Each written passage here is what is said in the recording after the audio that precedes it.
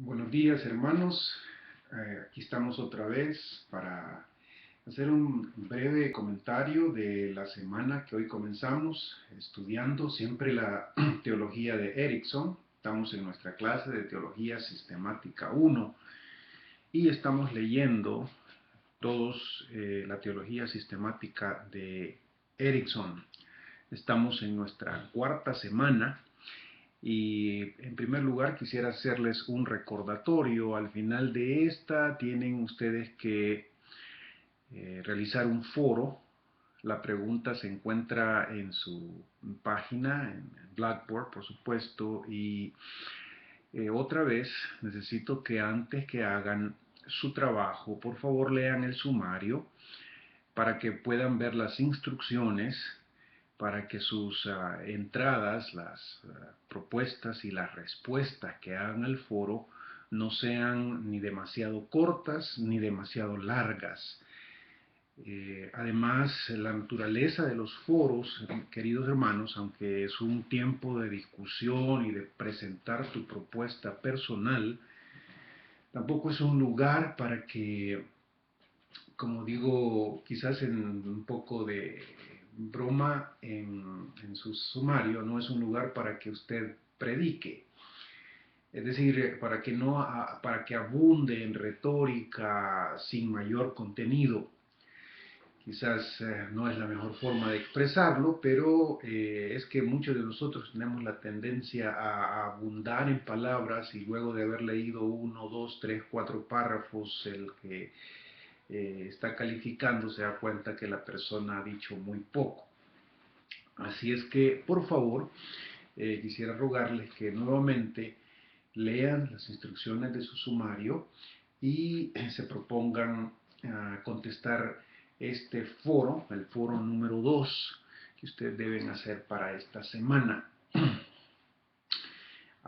Otro recordatorio importante es que la próxima semana no tenemos clase, usted puede descansar. Aquí en el campus de Fort Worth, en el seminario, no hay clases, es el famoso fall break o el descanso de otoño, una semana, y pues algunos estudiantes lo toman para descanso y otros para ponerse al día en sus tareas, quizás avanzar en algunos casos. De todas formas, usted no tiene que presentar la próxima semana nada en relación con el calendario. Si puede ver el calendario de su clase, se dará cuenta que no hay nada.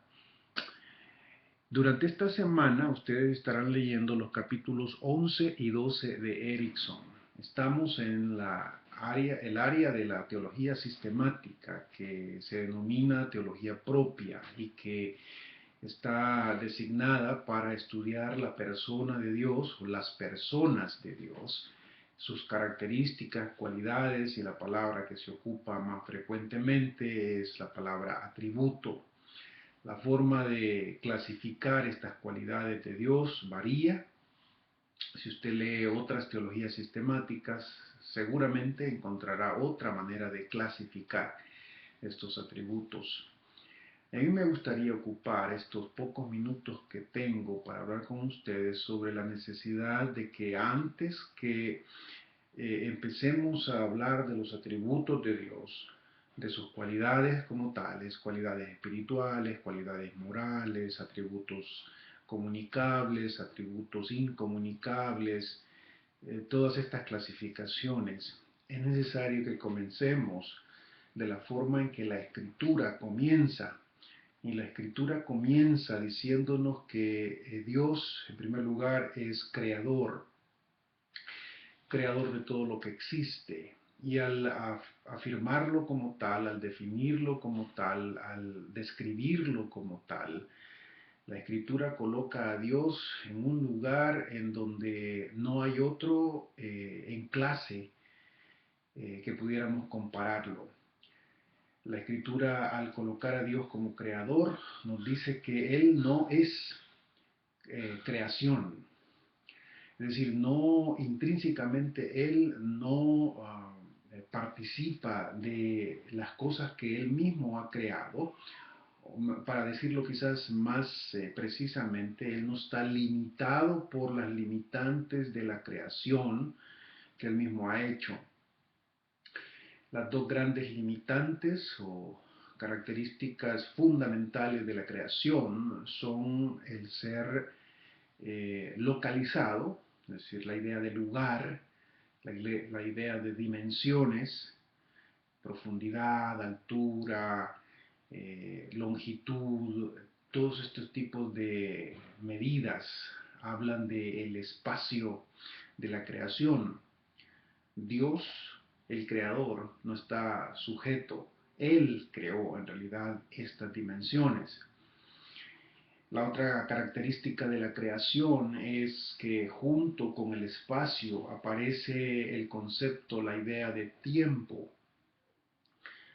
La palabra tiempo está relacionada con esta cronología, el movimiento en el que se pasa de un momento a otro, y toda la creación, por supuesto, incluyendo la creación espiritual, incluyendo la creación angélica y otros seres espirituales con sus diversos nombres que quizás más adelante vamos a ver en nuestra teología sistemática, pertenecen, participan de estos elementos, el lugar y el tiempo. Las diferencias de lugar pueden cambiar. Por ejemplo, en el caso de Los Ángeles, es obvio que el lugar en donde se ubican es diferente al lugar en el que los seres humanos están. El tiempo de Los Ángeles es muy probablemente también medido de forma diferente al que nuestro tiempo se mide, pero eso no significa que no sean afectados por el lugar y por el tiempo. Hay variedad en este sentido de las dimensiones de tiempo y de espacio, pero cuando pensamos en Dios, Dios no está sujeto a ningún tipo de tiempo y a ningún tipo de espacio. Él fue el que lo creó. La escritura lo hace a través de describir a Dios como el creador de todas las cosas. Y esto nos pone en una circunstancia bastante difícil, por decirlo menos, a los seres humanos, cuando tratamos de decir o de describir a Dios. Por ser seres creados, hemos sido capacitados por el mismo Creador para hablar en términos de espacio y tiempo. Toda nuestra realidad es medida y es comprendida en términos de espacio y de tiempo. De tal forma que cuando pensamos en cualquier cosa, siempre estaremos pensando en el lugar donde está esto y en el cuándo sucedió esto. Todas estas cuestiones, adjetivos, adverbios de tiempo. Pero ¿qué pasa cuando hablamos de Dios? Nuestra limitación importante, definitiva y crítica para hablar de Él debería ser, por lo menos consciente, debería hacerse evidente.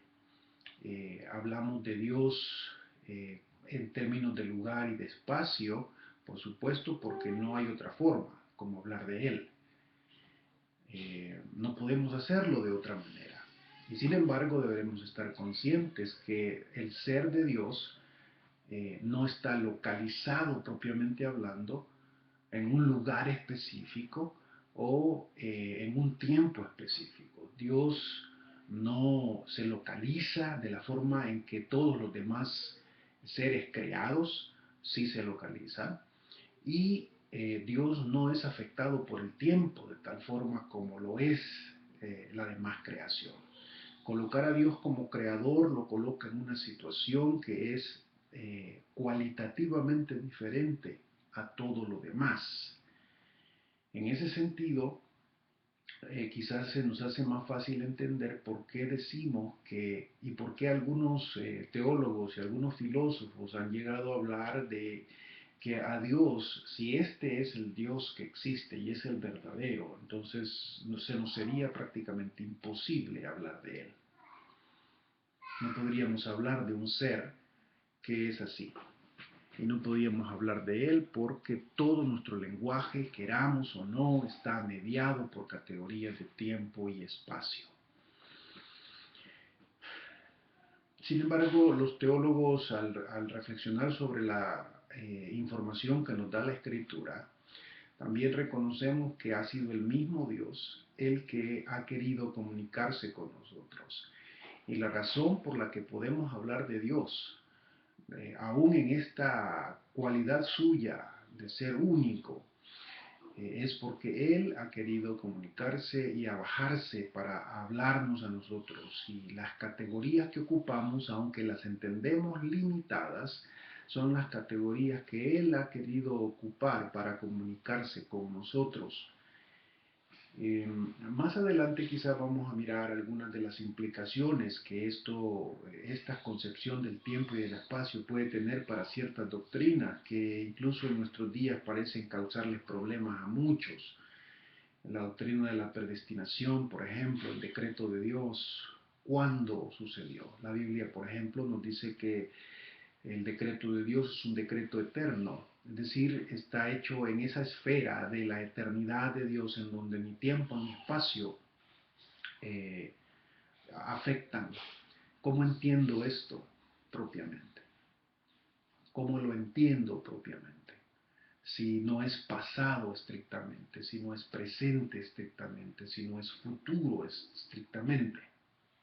Debemos tener mucho cuidado entonces cuando afirmamos ciertas cosas sin darnos cuenta que la limitación de nuestro lenguaje y de nuestro entendimiento podría estar deformando ciertas doctrinas que la Biblia las ocupa con un propósito específico. Ahí está un ejemplo, la predestinación, la elección. Muy bien, entonces la única forma en la que podemos hablar de Dios es porque Él ha querido comunicarse con nosotros, se nos ha revelado y las categorías en las que Él se ha revelado son las que vamos a poder ocupar, son las que tenemos que ocupar, porque no tenemos otra forma de hacerlo fielmente. Un ejemplo de esto, por ejemplo, es el hecho de que a Dios lo conocemos como Padre. Y la Escritura nos lo describe como Padre. ¿Será que Dios es un Padre como todos los demás? Obviamente no.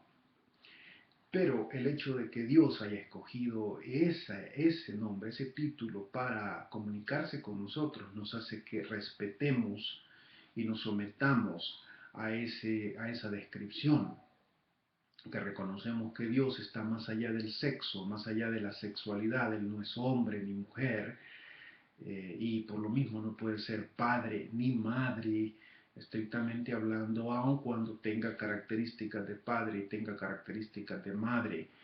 Eh, la razón principal por la que nosotros nos dirigimos a Dios como Padre es porque la Escritura, la revelación, la comunicación de ese ser único nos autoriza a llamarlo así.